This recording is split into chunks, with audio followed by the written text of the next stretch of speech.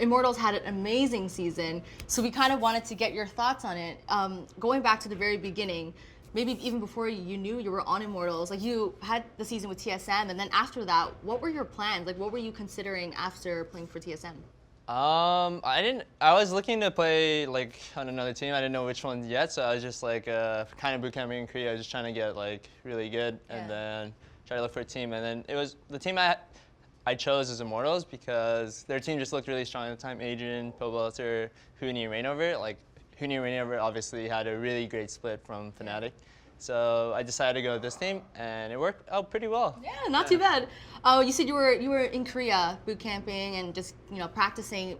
Did you ever consider playing in another region other than NALCS? No, I never really considered other regions. I think it would be really hard for like an NA player to play in Korea, like even a European player. I think it's just really hard to play in different regions. So yeah, I'm just gonna stick to North America. And then when you were approached, I guess, by Immortals, or maybe you even approached them, like how did that come to be? Can you tell us how they approached you and what you knew at that point?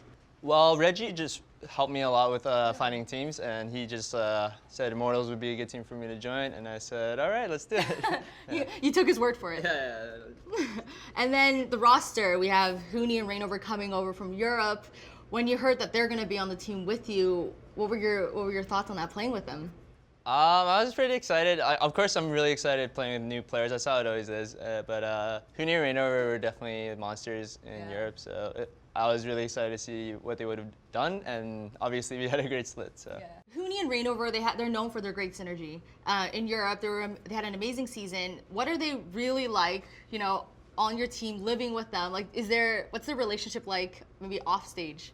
From what you can share with us, I don't know what shenanigans you guys get up to. Well, Huni and Rainover is always trying to be toxic to each other, and it's really funny because it's friendly. They're like really friendly about it, but it's really funny seeing Huni's always claiming Rainover, and Rainover's always being the defensive type. So it's hilarious, actually. Yeah. When you were on TSM, you guys kind of finished. You had a rough season. So, and then on Immortals, you guys had an amazing, dominant season. So, how does it feel to kind of come from having a rough season, and then being so dominant during the regular season for you? I think like you usually remember your losses more than your wins. Okay. So it's really like similar because you were still winning a lot on TSM, but then when you lose, you obviously get the feeling back.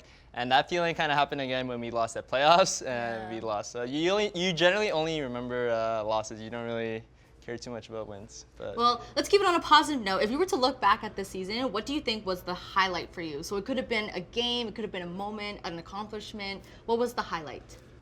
For me, my highlights is generally just playing a lot of Kalista, I guess, and then being really tanky and unkillable with Sterix, Ma, BT, and Bork. Like, you're just unkillable at the point when you have so much lifesteal and tanky stats. So you're saying like the meta was the best part of the season because it worked for you? Yeah, I think the meta like at the start of the season was really good for Immortals. Like we worked with the meta really well.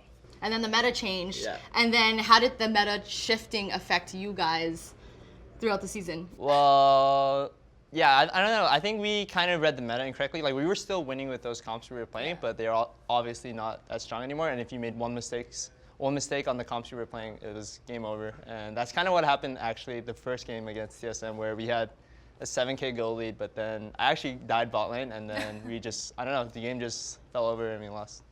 So if you had to choose a specific moment in the season that perhaps was the most difficult for you, what moment would it be? I think into week 7 we were kind of a little bit shaky, but then I think when it came back to like scrims into playoffs, we got all our confidence back because we were winning like majority of our scrims all the time again. Yeah. And yeah, that was like the hardest point around like week 7 or 8 where we had a little bit of problems, but we definitely beat them. But we still didn't read the meta correctly later, so we just lost. So I'm curious about how scrim results actually affect performance results. So like if you have a bad scrim week, does that really affect how you guys play on stage?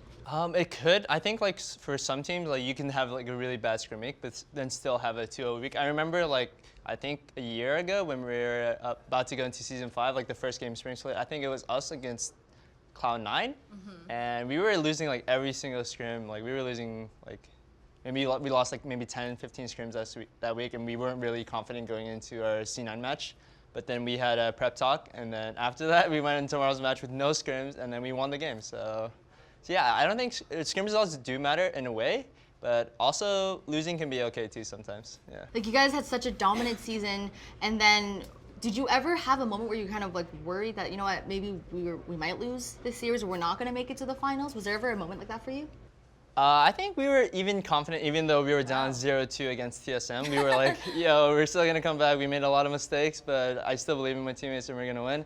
But then obviously we just got 3-0 and shut down. So it was a really sad feeling. All of us were feeling down, but we obviously respected TSM and we thought they deserved the win because they played the meta better than us. And then we just came back into the Liquid match stronger than ever, I guess. Coming into that series, how were you guys preparing for facing TSM in the series? We were pretty well prepared with our comps, like the comps we were playing. We knew what we were gonna do, and if they were gonna pick that, I think we were actually over prepared. Like we had a lot of things ready for against TSM, but I think like I think we still could have won with the comps we played, but when the matches came out, like I think the players just choked mostly here, and yeah, I think we choked, yeah. Like, were you guys nervous? Why would you guys choke? I have no idea why. Maybe we had like after losing the first game, we maybe lost confidence in our comps, maybe, and yeah, we just kind of faltered. But yeah, I think we were pretty prepared going into the TSM match, other than getting the comps ready. But that was one problem. But I think we were prepared. Yeah. Was there anyone in particular on the team that actually took the loss the hardest? Honestly, it was really hard. Like we were all pretty sad about it. We kind of just had to suck it up and say, well, there's next year, I guess. What's the one thing maybe you think you need to work on the most? I think just playing the map really well with my team. I think a little bit of my map play kind of fell off, and I was playing too much for side lanes.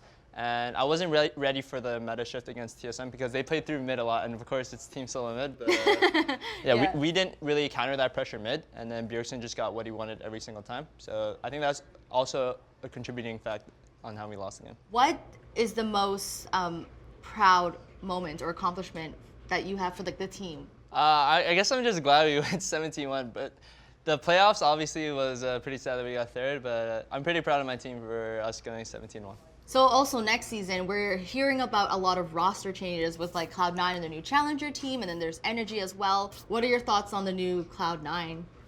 I think it's maybe a step in the right direction. I think with their new roster, they're all really good players, and I think with the addition of Meteos, I think it's really good too because I think Rush played too like uncalculated and too risky, like a really risky style, like a high risk, high reward style, and it obviously paid off in some ways.